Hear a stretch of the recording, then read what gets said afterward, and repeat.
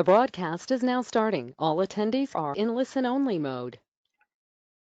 Good evening and a warm welcome to all. I am Radil Mishra on behalf of Care Ratings. Welcome you to our today's webinar on fertilizer sector. Is the industry seeing green shoots? I appreciate your time in joining us for this webinar. Our speakers for today are Mr. Sandeep Prem, Associate Director at Care Ratings, who is based out of our Chennai office, and Mrs. Urvisha H. Jagaset, Research Analyst, Industry Research, who is based out of our Mumbai office. Just like to inform that we'll be having a Q&A session once the presentation concludes. In case of queries, you are nevertheless, please key in the questions in the slot provided. Now, may I request Urvisha to take over the proceedings? I'll just make her the presenter.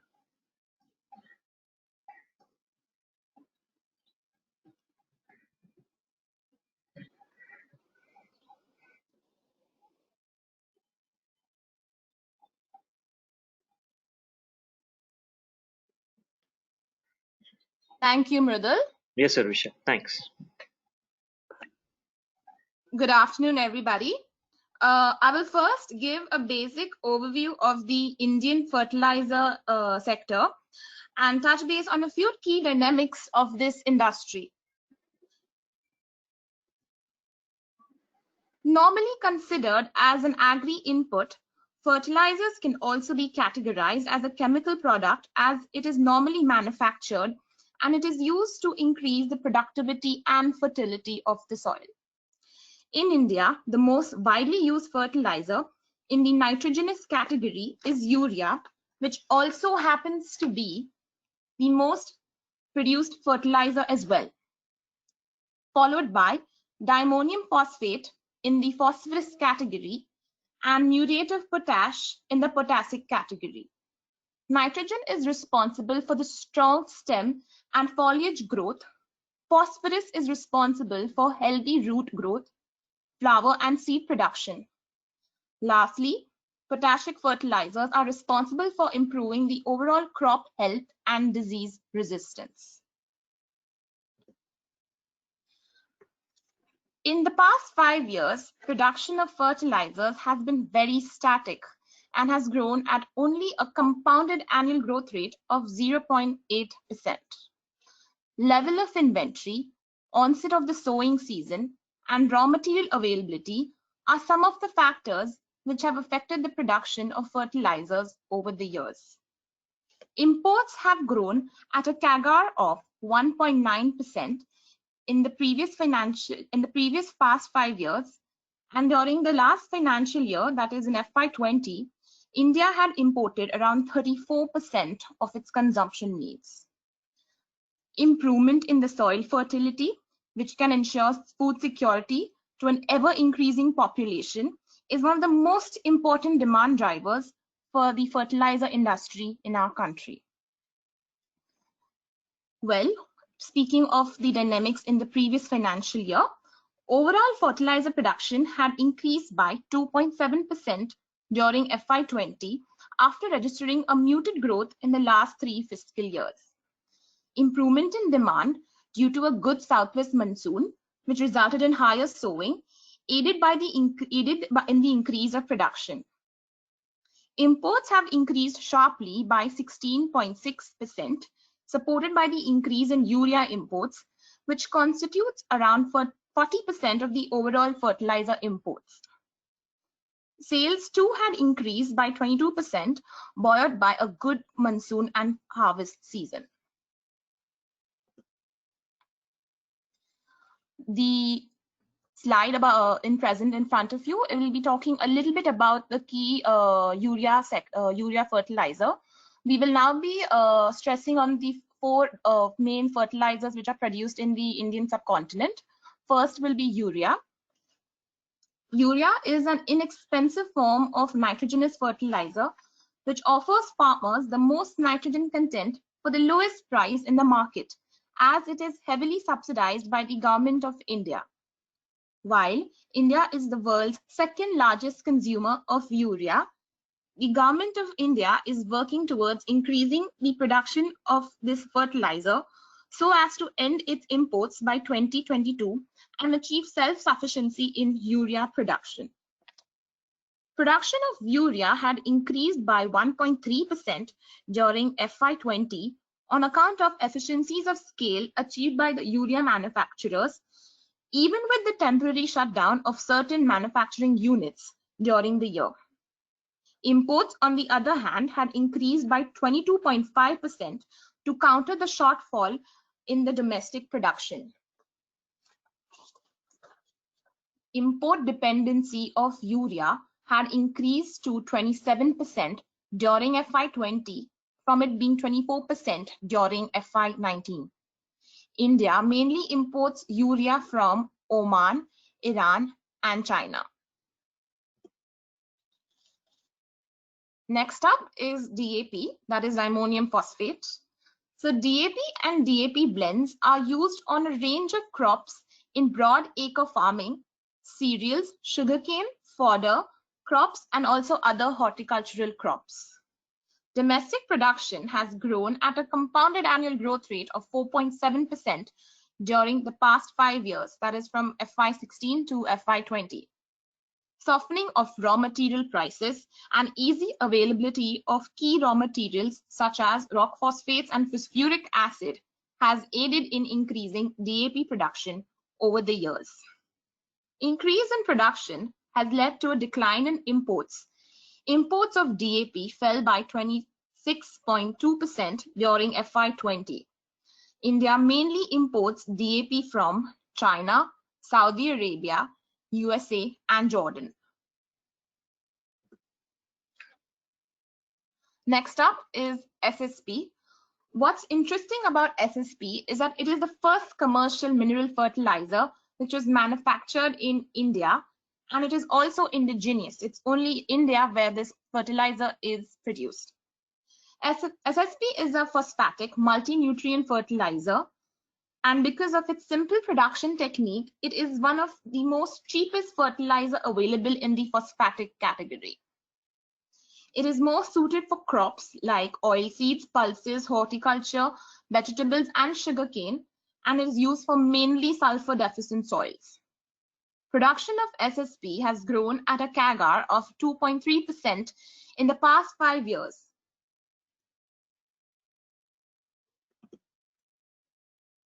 Lastly, this is muriate of potash. Muriate of potash is the most common potassium source used in agriculture, accounting for about 95% of all the potassium fertilizers worldwide.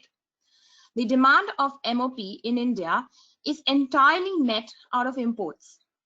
India mainly imports MOP from Russia, Jordan, Israel, Canada, Belarus, Germany, and Lithuania. MOP is used extensively for fertilizing pastures, sugarcane acreages, fruit trees, vegetables, and other field crops.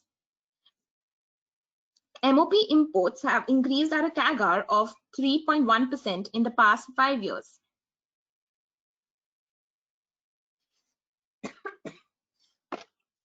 Next up, we will now be talking a little bit about the price trend of the raw materials which are used in manufacturing of these fertilizers.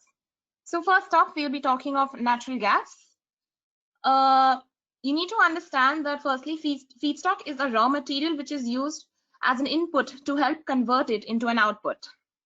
Natural gas is the key input used in the manufacturing of urea. It is the most preferred feedstock for manufacturing of ammonia and immediate for production of urea. One more thing we need to note is that in 31 urea plants which are present in India, 28 are natural gas based and the remaining 3 are naphtha based. Now, why is natural gas preferred? It is intrinsically hydrogen rich and therefore contributes to more hydrogen compared to the other feedstocks on a unit weight basis. And secondly, the heavier feedstocks like coal and oil are more complex to process, and therefore the capital costs are much higher as compared to natural gas. Natural gas forms about 80% of the cost of manufacturing urea, and hence it has a high bearing on the subsidy budget as the MRP of urea is fixed and the subsidy amount is linked to the input cost. Initially, the fertilizer sector was given first priority for the usage of domestic natural gas.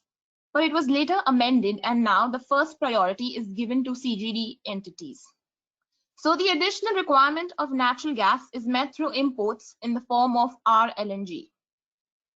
Like I mentioned, from 31 large-scale urea manufacturing units, 28 are gas-based. As per the new domestic gas policy, the government revises the natural gas price every once in 6 months.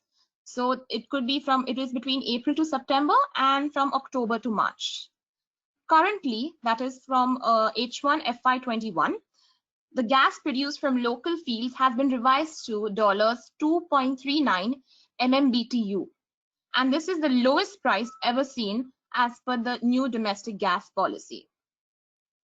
Now, as per our estimates, this could potentially lead to a 12.5% decrease in the cost of production of urea, thus decreasing the working capital intensity of fertilizer manufacturers, as it will also act as a relief for the fiscal spending of the government while disbursing the urea subsidy, which is already constrained at the moment. This also comes at a good time, as the center is planning to ease the controls of the retail price of urea and make the release of the ever-increasing subsidy on it far more targeted. Now, since there's a part of the natural gas requirement which is also needed in the form of imports, the additional requirement is supplied through RLNG. The prices of RLNG are usually contract based and are linked with the global prices of crude oil. However, soon fertilizer plants will be taking delivery on India's first gas exchange, which has just been launched. Prices of LNG will then be properly based on market demand supply.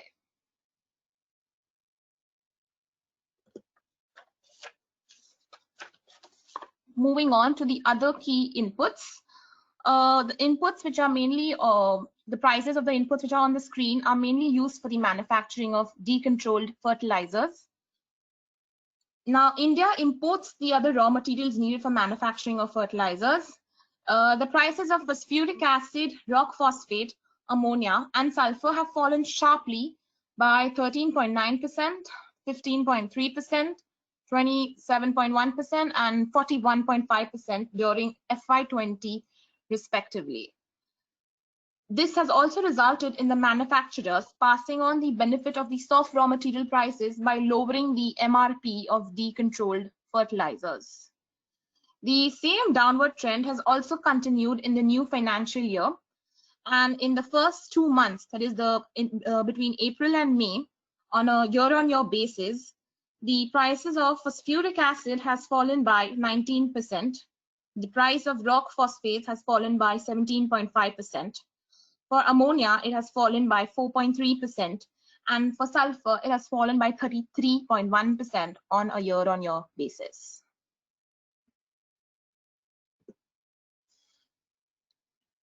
The next 2 slides, we will be talking about the fertilizer subsidy, which the government gives.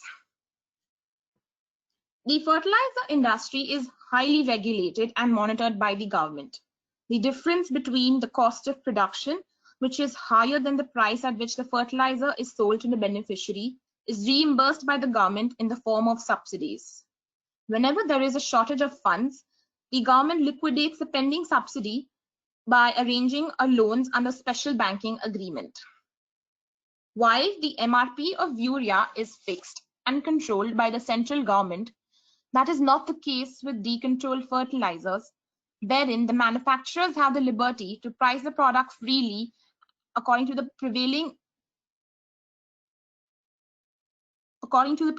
market conditions.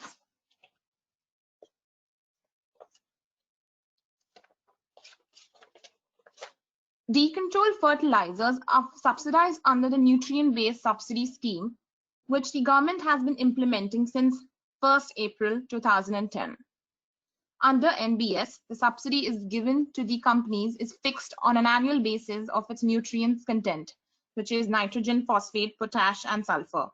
This is happening on a per kg basis, which is converted into the subsidy per ton, depending on the nutrient content of each of these fertilizers. These rates are again determined taking into account the international and domestic prices of P&K, the exchange rate, and the inventory level in the country. Over the years, there has been a noticeable decline in the amount earmarked for the NBS. But on the other hand, there has been a considerable increase in the urea subsidy as well.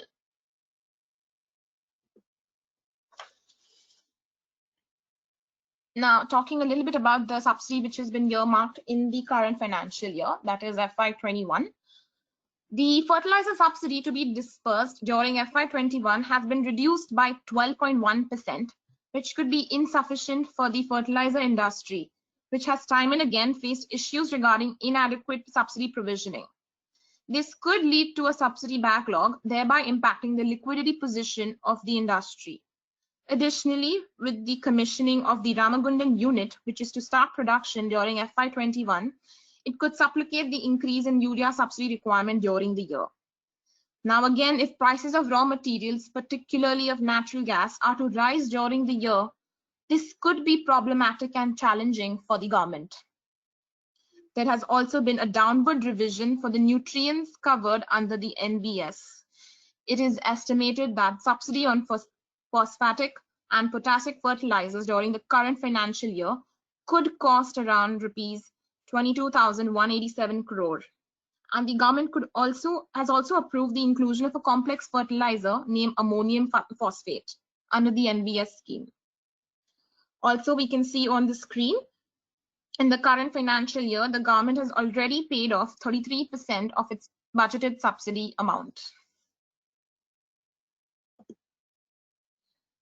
Moving on, the next two slides, we will be enumerating a little bit about the initiatives which have been taken up by the government in order to make the fertilizer sector a little bit more, to add a little bit more ease of doing business in the fertilizer sector, and also in ways of which can help in reducing the subsidy burden levied to them. The first initiative, very important one, is the gas pooling reform for the fertilizer, which is mainly the urea sector. Under this policy, from 1st July 2015 onwards, so like a good 5 years back, the government of India has been pooling the price of domestic gas with regasified LNG, which is imported. The intent of this is to provide natural gas at a uniform delivery price to all natural gas grid connected urea manufacturing plants. The cost of gas, which is the most important component for the production of urea, varies from plant to plant owing to differential rates at which it is imported. Also, LNG contracted as well, and also considering the cost of transportation. The gas pooling has been introduced to help bring down the cost of fuel for manufacturers and try bringing it at a more uniform price. The new urea policy, the amended one of 2015, the recent one, which is followed by the sector, the government had introduced the new urea policy with the principal objective of maximizing domestic urea production and promoting energy efficiency in urea units to rationalize the subsidy burden. Under the policy, all the urea manufacturing units are classified in 3 groups based on vintage and technology. And across all the 3 groups, the government introduced preset energy consumption norms with the gradual tightening of these to encourage energy efficiency. If urea producers are to carry out manufacturing up to 100% reassessed capacity, the gas-based urea units are entitled to get a total of cost production of urea, which includes fixed cost and the variable cost. The production which happens beyond the reassessed capacity, that is beyond 100%, the units are then entitled to their respective variable cost and a uniform per metric ton incentive, which is equal to the lowest price of the per metric ton of fixed cost of all the indigenous urea units, again subject to import parity price plus weighted average of all other incidental charges which the government incurs on imported urea. The NUP focuses on making domestic urea sector more globally competitive in terms of energy efficiency. Next up, we have the neem coating of urea. The government introduced neem coating with the fact to reduce the nitrogen content in the release of nitrogen content, because it is getting more, the neem is holding it back, and also made mandatory first for 75% of their total production to be neem coated. But subsequently, it was made mandatory for all the domestic urea producers to produce 100% of their urea as neem coated urea. Hence, the entire quantity of indigenously produced urea and imported urea is being neem coated from 2015 onwards. This too again has been happening from the past 5 years. Now, neem coated urea has been helpful in improving the soil health.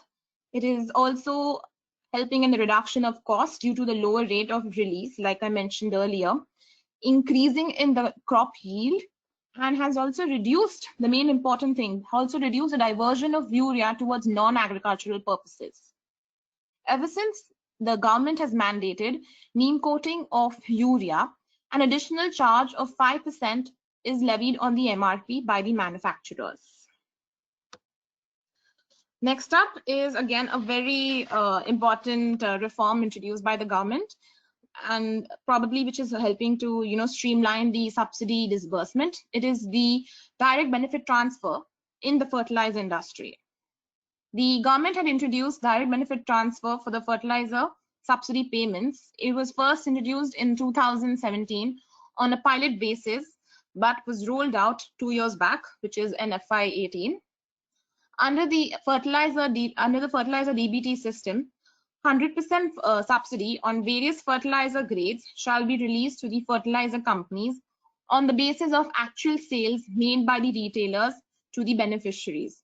Sale of all these subsidized fertilizers to farmers, or the buyers, you could say, will be made through a point of sale device installed at each retailer's shop, and the beneficiaries will be identified through Aadhaar card, the KCC, that's the Kisan Credit Card, and the voter ID card.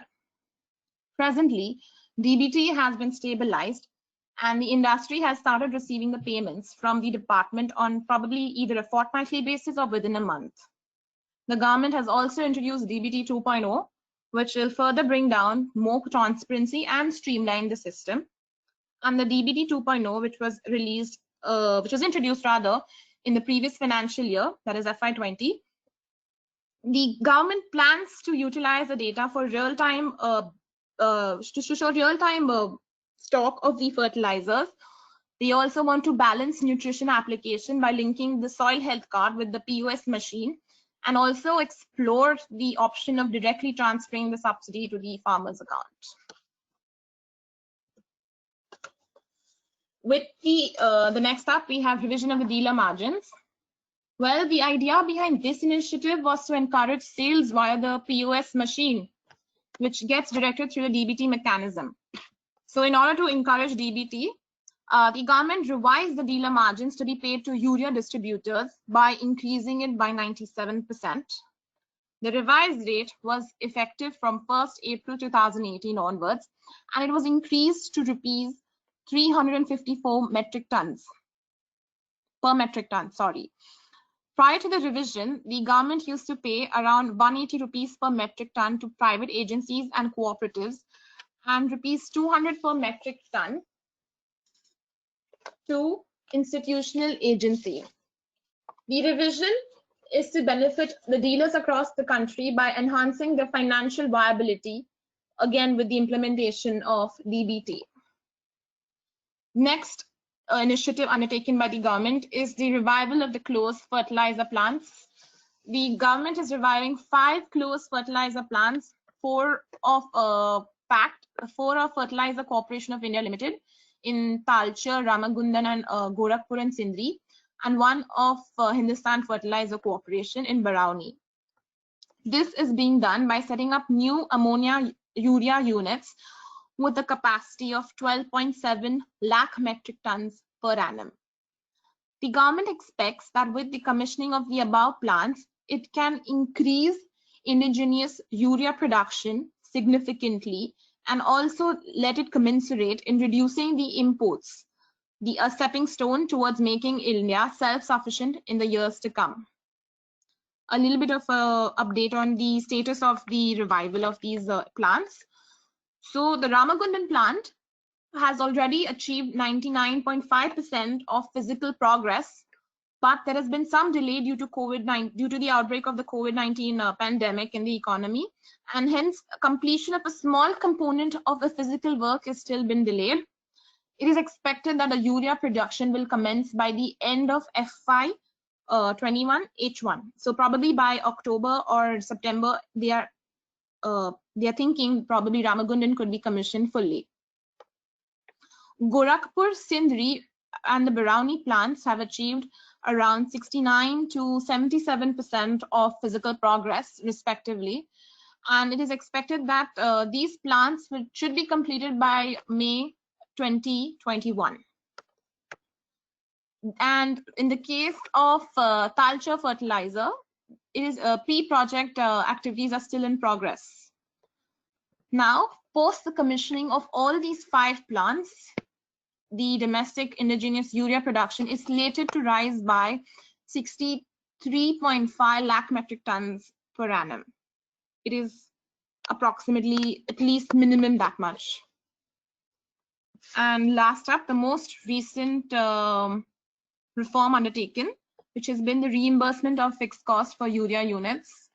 Now, the interesting thing is that the government had given this approval to remove the and back in 2014, but due to some, it could not be implemented because of some ambiguity. So now the government has put across a notification on March 2020 itself, clarifying this. Now, an additional fixed cost reimbursement of rupees 350 per metric ton will be paid to all these urea manufacturers, and another rupees 150 per metric ton to plants which have completed 30 years of operations.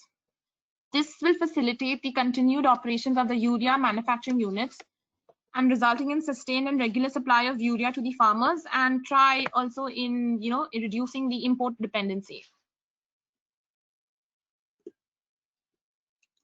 Lastly, we want to talk a little bit about the current year's demand supply of the fertilizer sector. It's been pretty fascinating. Amidst the coronavirus pandemic, the fertilizer industry has defied the current adverse economic conditions prevalent and has outperformed its demand supply as well, normal demand supply as well. As you can see on the presentation, the overall fertilizer sales have increased sharply by 34.8% during the first quarter of FY21. The reason can be attributed to this. It could be the panic buying by farmers and dealers, coupled by low commodity prices, which have led to the increase in sales. Now, the farmer community has been stocking up on the fertilizers at the moment due to the ongoing Kharif season. And also they want to avoid any logistical issues which might later be faced due to COVID-19. Another thing which helps out is a favorable monsoon forecast along with the ongoing Kharif season. That too has augmented the demand. The situation for production is also sanguine, considering production of overall fertilizers has increased by 1.9% during the first 2 years of FY21. The reason which can be attributed to this is due to the sharp increase in urea production, which constitutes around 60% of the overall fertilizer production. Urea production has increased as manufacturers were quick enough to resume operations once the government announced relaxations came into effect from 15th April 2020. But on the other hand, production of DAP has fallen due to the shortage of raw material availability and the labor constraints owing to the shutdown. With this, I would like to hand over the presentation to my colleague, Mr. Sandeep, who will take us through the rest of the webinar. Thank you.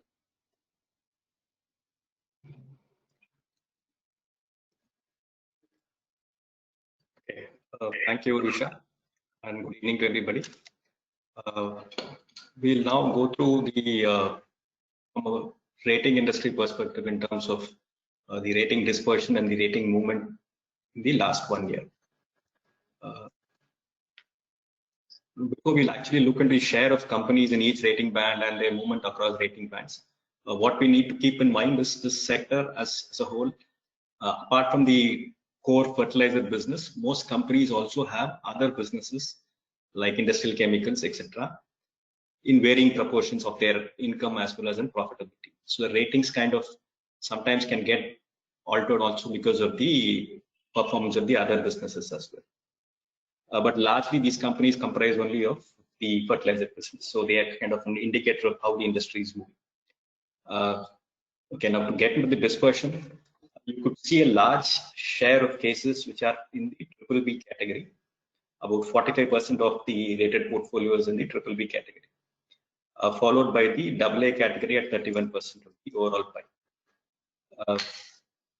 The large primary manufacturers of DAP or urea typically occupy the high investment grade categories.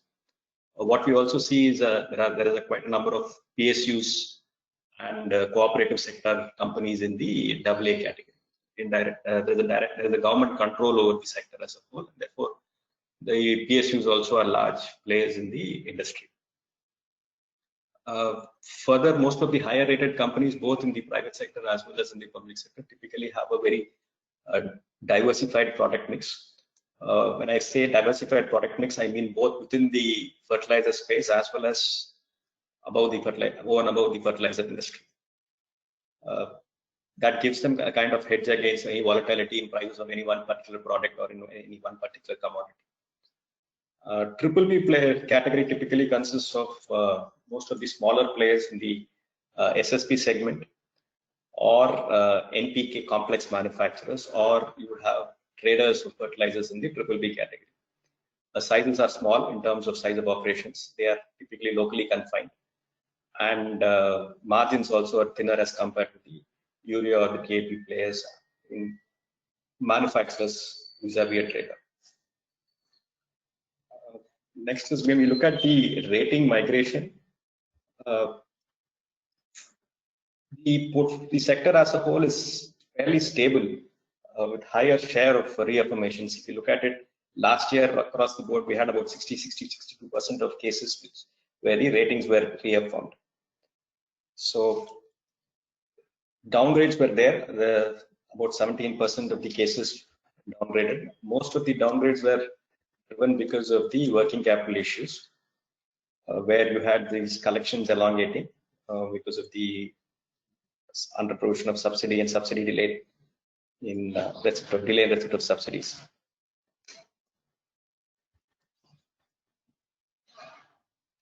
I think we'll go to the next slide. In terms of outlook,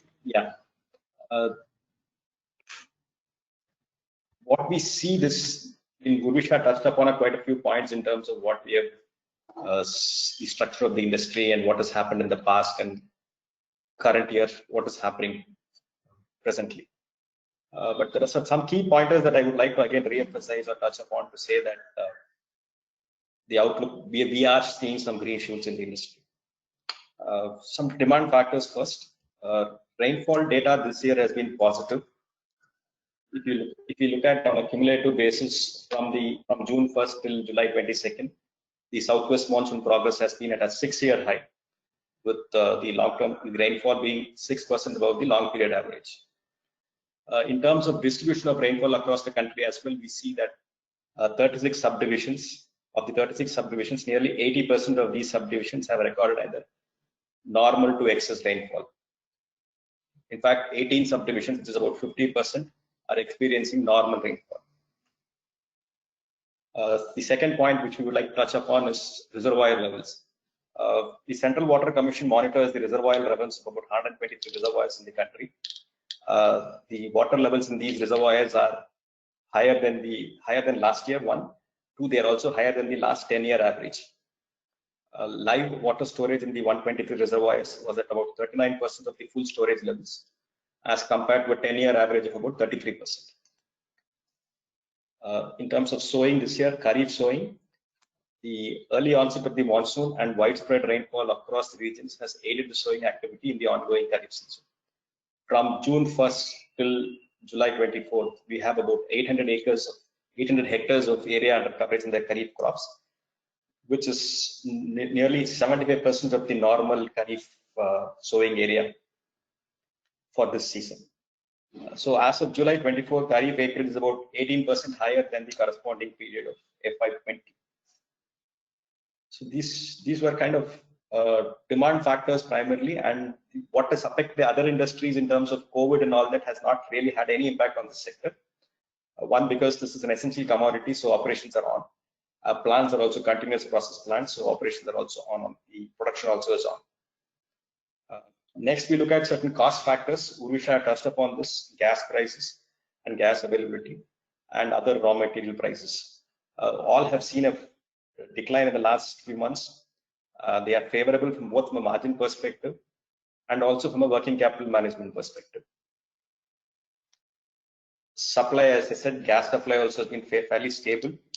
The industry account, I know CGD gets the priority allocation. The fertilizer sector gets about 30% of the overall gas demand in the country. The gas pooling mechanism with those prices have also come out on a are favorable in terms of pricing as well. Further, we also see that there is a pipeline connectivity which is coming up between Bangalore and Kochi, where which can also improve availability of gas. Some of the plants down south are operating on naphtha, so gas availability can improve with the pipeline coming in place. Further, as already alluded to, additional capacity is coming up, so you will see Ramagundam probably coming towards the end of this year, with about 1 lakh tons of capacity coming in this year itself. What this essentially means is that our dependence on imports to that extent is going to come down. The other thing is in terms of international prices are muted. This reduces our subsidy outgo to a large extent. It also helps DAP also to be competitive, locally manufactured DAP to be competitive in the market. Okay, there is always a flip side. Subsidy has always been an issue in this industry. If you look at it with the kind of control that the government exercises over both urea and DAP, the two key fertilizers. DAP though has been decontrolled, and today we are in a situation where the manufacturers are free to fix their prices. But urea is a large chunk of the cost of production of urea is subsidized by the government. So this leads to a buildup of receivables because the subsidy claim, companies typically claim from the government the subsidy. Inadequate provisioning in the budget has always been a pain point. Accumulated baggage from the previous years typically washes off the kind of subsidy that is provided. In the first half, you only pay for the last year's accumulated baggage. Further, I think we've also provided lower this year as compared to last year. And we've also reached about 35% of the overall provision. We are hardly 3 months into the year. We have reached about 35% of the provision for the current year. Further requirement as against what was provided could also be higher this year because we import quite a bit of urea because our urea plants are almost 100% utilization. So dependence on imports is always high. And we've had a 15-year agreement with OMIFCO, which is a joint venture in Oman, where we had a 15-year agreement to supply urea at $140 per ton. Now that agreement is expiring this year, and current market rates of urea are about $200 per ton. So that could have an additional burden in terms of subsidy on imports.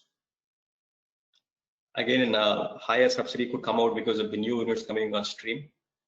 Higher subsidy requirement is also because of the rupee depreciation. Rupee has depreciated a lot in the last couple of months.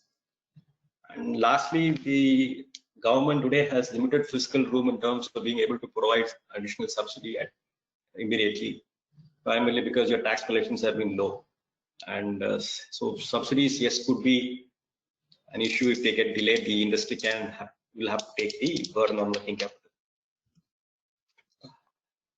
So overall, we think while there are positive factors, in terms of the demand conditions and production availability, we expect that production should be up by about 3-4%.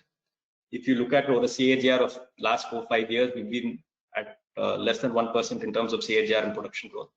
Whereas this year, we expect that we should be at least 3 to 4% in terms of the overall production.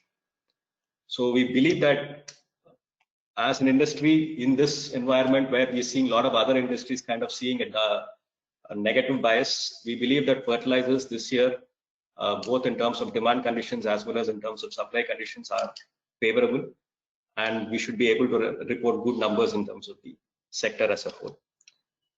Yeah.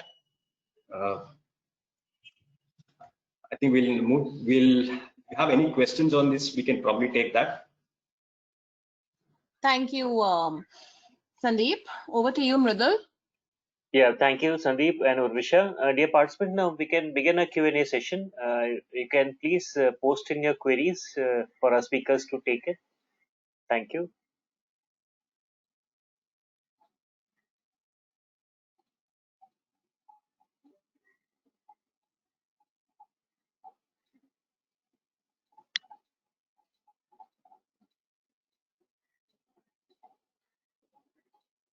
Okay, there is a query. There are a couple of queries on the expectation on implementation of DBT 2.0 and implementation of soil health cards linked subsidy scheme.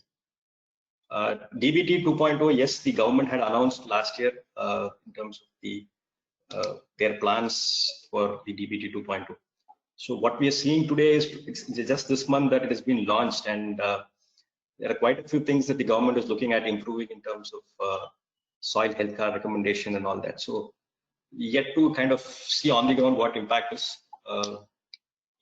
Per se, things are positive in terms of the initiatives that the government is trying to take in terms of transferring it directly to the farmers' soil health card recommendations. There are quite a few upgrades on the point of sale terminals and software upgrades for all that, more features like the Aadhaar linkage, and they're looking at capping the amount of subsidy that somebody can claim per hectare. So these are all positive things. We'll have to see how it, in terms of how it helps the fertilizer companies in terms of their working capital management and all that. We'll have to wait and see how. Because the larger issue in terms of DBT implementation or subsidy is the under provisioning of subsidy. DBT is only a delivery mechanism, which from a government's perspective helps the government target the subsidy to the right person. From an industry, yeah.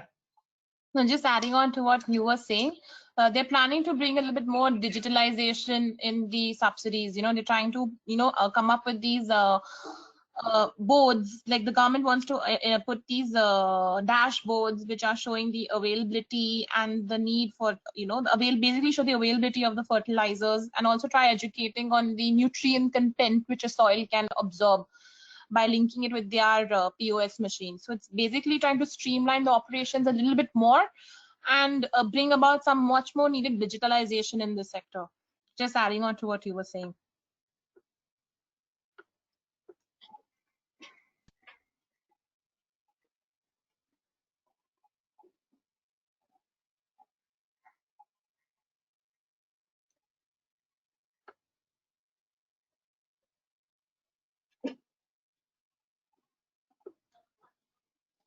We have a question in the line which says, what could be the expected CAGR for the fertilizer market for the next 5 years?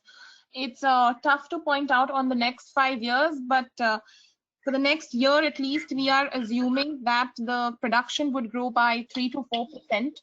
And this is factoring in that even Ramagundan plant will start manufacturing. Again, now with lots of ifs and buts, if the manufacturing of all the 5 industries do happen within the next 5 years, we could probably have a growth of at least 7% odd for production in the next 5 years. Demand definitely looks promising because you need fertilizers to improve on the fertility of the soil and the productivity as well. Considering how India has an ever increasing population, you're always going to need fertilizers, and may it be chemical fertilizers as well. Even though the government says they're going to go into zero budget farming, but to cater to the acreages in our country, we need to have chemical fertilizers demanded. So it seems pretty promising in the next 5 years as well.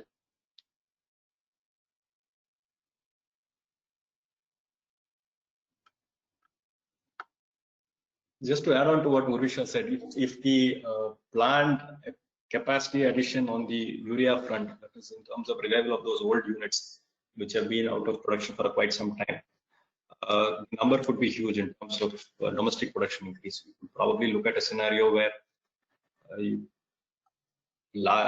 significant chunk of our import dependence in urea can go down. So you will see, if you look at it, domestic production is about 245 lakh tons and imports is about 91 lakh tons. So the kind of capacity that we are adding in is about 60 lakh tons should be significant chunk of the import component which we have on urea. So then you will see a real very high CAGR in terms of domestic production. Next up, we have a question which says,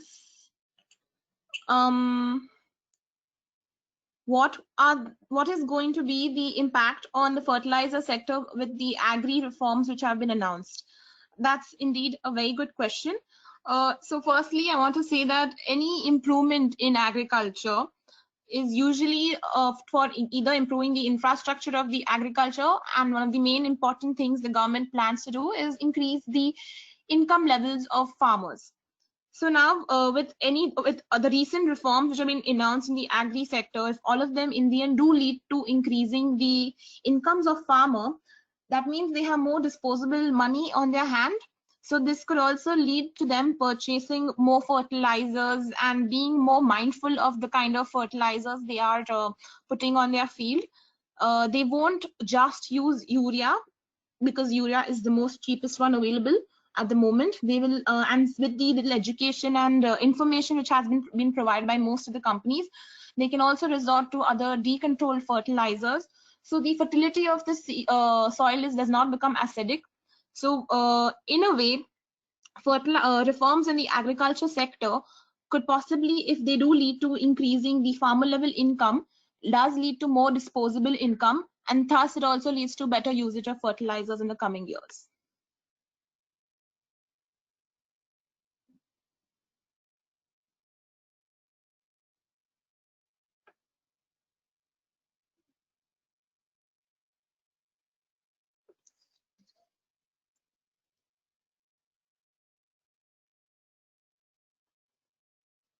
I mean, there is a question on the import price being in line for different components for manufacturing urea. Okay, the biggest component in manufacture of urea is gas today. I think 90% of the capacity today runs on gas. So if your gas prices are low, then that's favorable for the sector, both in terms of subsidy outflow as well as in terms of working capital management. And the next question was on from Gaurav. When OMIFCO supplies to Government of India, who bears the subsidy burden? See, it is not that it supplies to the Government of India. OMIFCO supplies to the country and it reaches the farmers. So that subsidy burden also is borne by the Government of India.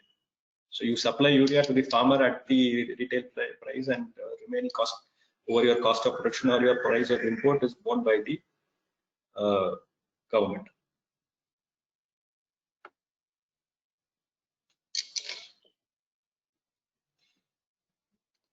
We have another question which says, how would the new domestic supply of urea lead to higher subsidy, since it would only be reducing the imports? That's a very good question. The perspective what you can look into is that urea is a very subsidized product. And I'm giving a very rough example. Like, for example, if the cost of production is, if urea is being sold for rupees 100 in the market, and the cost of production is rupees 120, that 20 rupees is been given by the government to these urea manufacturers, because they have to reimburse those costs. Now, if there is more urea coming in the market, yes, it's definitely reducing the imports, but it is also increasing the subsidy burden of the subsidy burden to be given by the government, because there's more supply which is coming into the market, and that has to be subsidized. The only thing, again, which could make a difference is that we are being more self-sufficient. So that's a big advantage. But with new supply coming in or imports coming in the end of the day, the government has to reimburse it, because that's what they've been following.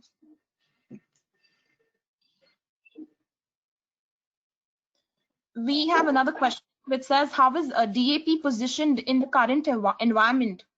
Well, actually, in the current environment, DAP production has fallen, as we noted in the presentation. but the sales have been extremely positive. The sales have increased. Most of this can be attributed to the inventory levels which the government has, the availability of fertilizers at the moment, which has been quite commendable because they're not facing any shortage. On the other hand, since situation has started normalizing a little bit, so the raw material shortage problem can be resolved. Hence, going forward, at least in the next few months, DAP position will improve and it will be quite favorable again. Also considering the fact that how the price of rock phosphate and phosphoric acid has fallen.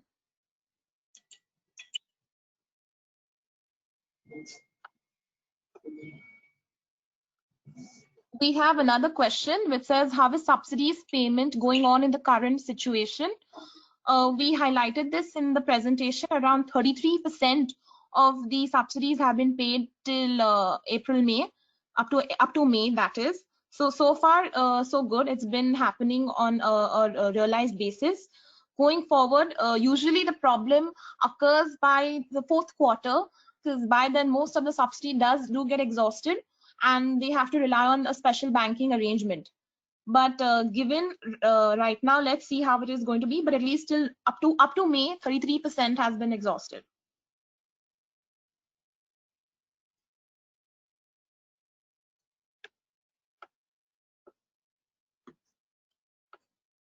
Okay, there is a question from Gopal Sureka. Whether the old plants that will come into production will be cost effective due to the old technology.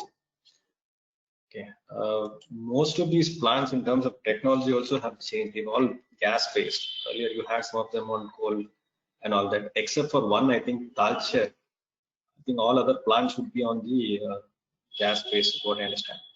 So Talcher will be on coal gas, so coal gasification technology. So that's the only thing which is kind of new technology just coming up. So other plants should be on. There shouldn't be any technology related issues on that.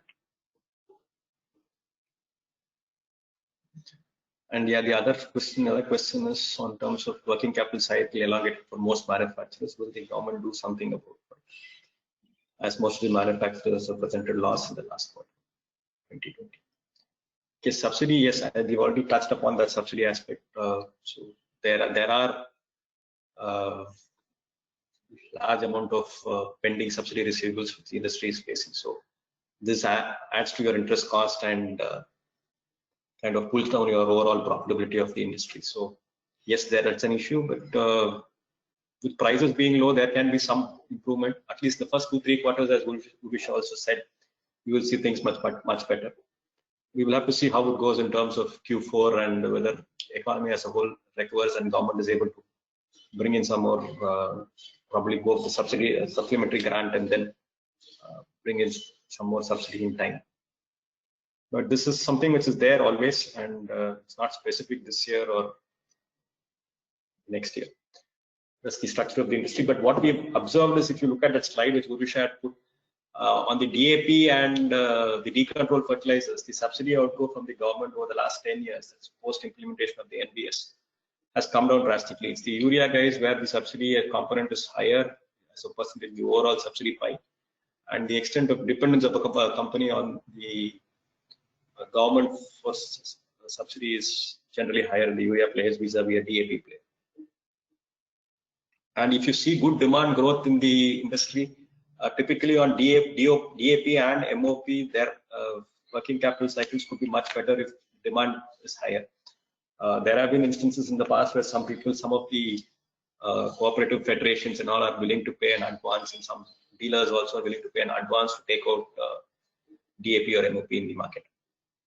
So if demand is good, then that working capital turnover and working capital cycle also can be better, especially for the decontrolled fertilizers. We have another question, and I guess this will be the last question for the day. Which fertilizer sales is likely to grow at the fastest CAGR in the next 5 years? Well, this is quite a no-brainer, but we do think it's going to be urea sales in the next few years, because it is giving the most nitrogen content available in any fertilizer, which is like a good 46% of nitrogen. It is the cheapest at the moment, and it will take a little bit of time to have a structural shift from urea to other decontrolled fertilizers as well. Nevertheless, we do expect decontrolled fertilizers to gain prominence too over the years to come. But in terms of fastest CAGR, it could definitely be urea. Thank you. Thank you, Urvisha. Probably that was the last question taken up for the day. For any unanswered queries, probably we'll try to reply individually by email. And thank you again, all participants, for taking your time out and being part of this Care Ratings webinar. We hope that the discussion was insightful and look forward to your participation in future also. For any further queries, feedback or suggestion, you are please welcome to write to us in the comment box, which will be coming no sooner the webinar ends. Thank you and goodbye for now.